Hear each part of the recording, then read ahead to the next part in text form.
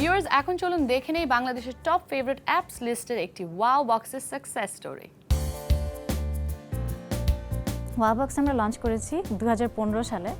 WowBoxে in total globally 10 million subscribers আর registered. এখানে 8 million from Bangladesh and rest 2 million হচ্ছে from Pakistan আর ফ্রম মিয়ানমার। এটা লঞ্চ করা হয়েছিল ছোট একটা অ্যাপ্লিকেশন হিসেবে, একটা সিম্পল 1 পেজ অ্যাপ্লিকেশন ছিল। এর মধ্যে কন্টেন্ট, বিভিন্ন ডেটা প্যাকস, ক্যাম্পেইন আকারে আমরা ফ্রি ডেটা প্যাকও দিয়ে থাকতাম। আমরা দেখলাম যে এই ছোট অ্যাপ্লিকেশনটা খুব পপুলারিটি পাওয়া শুরু করলো। এখানে কাস্টমাররা বিভিন্ন কারণে WowBoxে আসছে, তারা এসে এখানে গেমস খেলছে, তারা কন্টেন্ট পড়ছে, তারা এখানে বিভিন্ন রকমের শর্ট স্টোরিজ, মিমস, কার্টুনস অনেক কিছু এনজয় করছে। সাথে সাথে তারা এখানে ডেটা প্যাকও কিনছে। এখানে ফ্রি ডেটা আছে, আবার এখানে বিভিন্ন রকমের পোর্টফোলিও অফ ডেটা প্যাকস আছে যেটা তারা খুব সহজেই কিনে নিতে পারছে। So these are the reasons why people are coming on WowBox. আমাদের অবজেক্টিভ হচ্ছে যে to have more and more people engaged on the platform.